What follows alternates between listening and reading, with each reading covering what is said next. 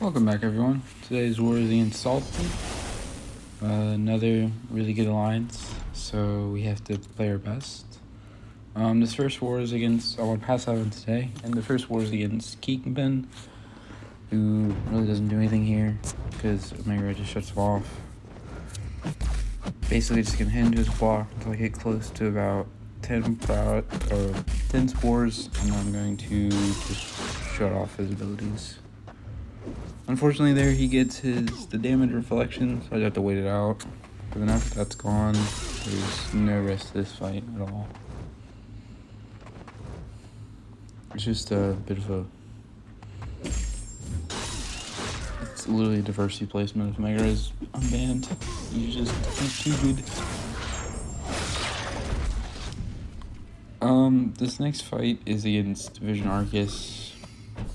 Basically all this node will do is when he purifies, or I think it's when you have an armor break, something like that. When he purifies it, he's gonna gain some passive, maybe. It does damage back. I honestly don't remember. All I know is I was a bit nervous going to this fight because I hadn't taken Arcus with Omega Red before.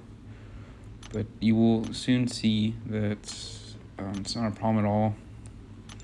Here, I'm just going back and forth between an Invol and a PS1, which I'm glad I went with a PS1, because I'm going to turn off his, I'm going to get him shut down a lot quicker, and I don't have to waste my spores using a special one.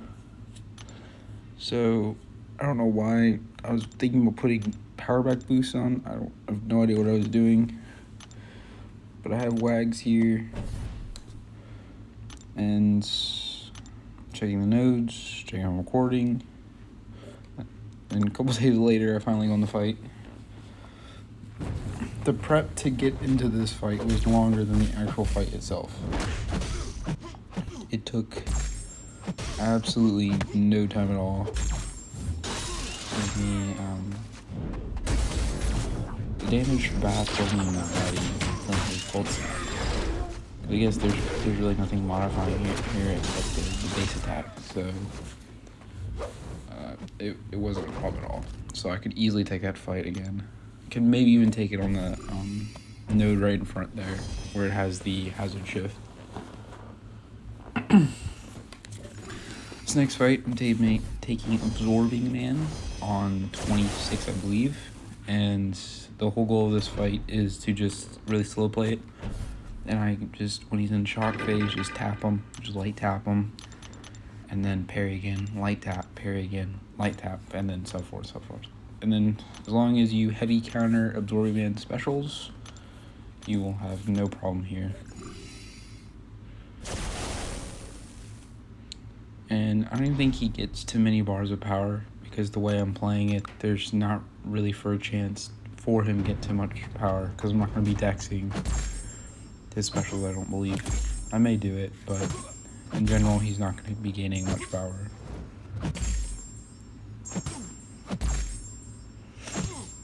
I also throw on a combat regen boost just to help with some of the shock damage that I take. This guy just melts, and I think he only throws what, two special ones, and then he dies. So that was that fight. It's pretty easy. This next fight is Jabari on 33, and I forgot the nodes here. It's not really relevant though. I think maybe when she cleanses something, she gains some abilities. There it is. I don't know what she does here, but it doesn't really matter as long as I don't parry. So the whole fight, I'm going to be just baiting heavies and punching.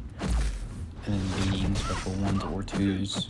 Both you can dodge fairly easily. So there's really no risk to this fight at all. It's just a pretty fast nuke fest. Which doesn't have much crit resistance either, so a lot of my hits crit.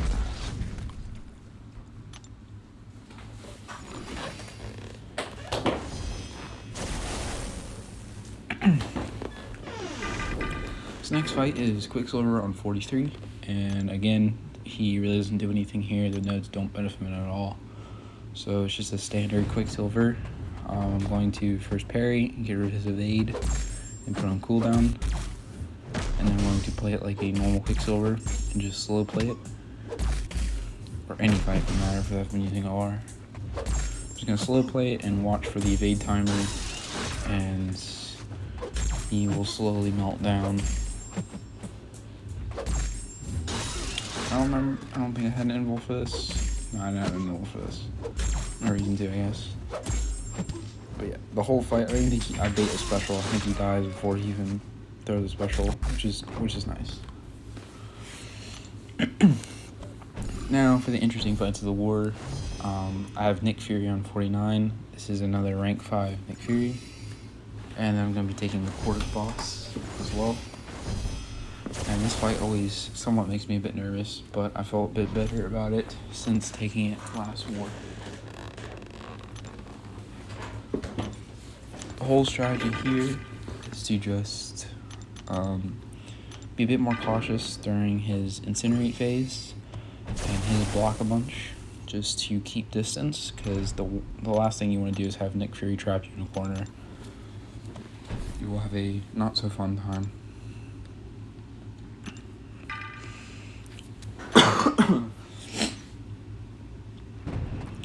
I put an invul just in case, because it's Nick Fury and he can delete you very quickly. There, I just locked in my spores so I can keep some of them up during the incinerate phase. I hit him a couple times just to distance and then lock them in, keep my damage up. I really don't want it to fall off. Ideally, I can have this fight pretty quickly.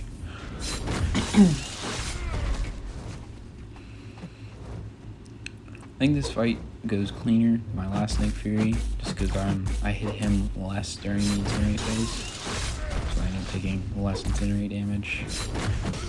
And I also realized my mistake from last time and hitting him right before he's about to go extinct life. So about here, I start hitting into his block a bunch to get his second life, so I don't accidentally get clipped during his weird immortality phase, where you can't hit him at all. He goes like almost passively unstoppable. Here I'm just still hitting into his block to push him. Takes forever, but he finally gets there. And now I'm just going to wait out as he drains. Of course, this is a Sig 200 Fury, so it takes a little bit for his health to go down. So I'm going to speed up the process here by throwing my L2 and getting rid of his massive Fury buff, which will help significantly with the block damage. Because he'll never gain another Fury buff as long as he doesn't start throwing special ones or something. On to rock and sport again. And then, yes, he's out there, special one. And then the fight ends. So, it's a much cleaner fight than last time, which I was happy about. And then now I have this Quarterboss, which is I think is a lot even easier than that Nick Fury, because it's really mindless. You just 5-hit combo the entire fight.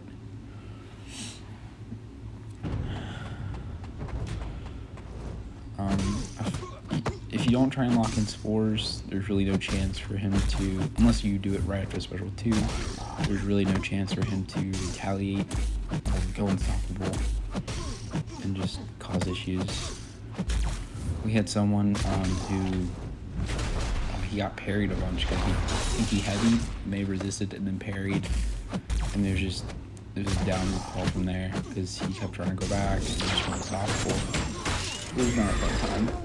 So, just 5-hit combos and locking sports on special 2 just seems to be the best and the safest. I have no problems dexing his special 1 either. Done it a million times. I'm also on my at this point. So, no problems there. I think this one goes down there. I think I like him on the block. I don't know why. But with the tactic, I also am able to fake sear the buffs that the boss now gets. basically keeping his attack down almost all the time.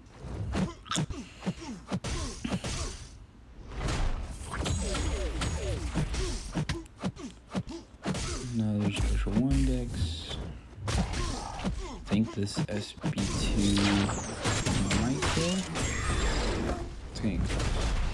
I think just one more lock on the spores, and then he should die. Last combo, and then he's dead. And it was a special one. So overall, another good war for me personally. Still deathless in the season. It's really nice, but overall, as Alliance, we had a really, really bad war. Salty, congratulations, Salty. They played really well, but overall, we had a terrible war. Anyways, see ya. Bye.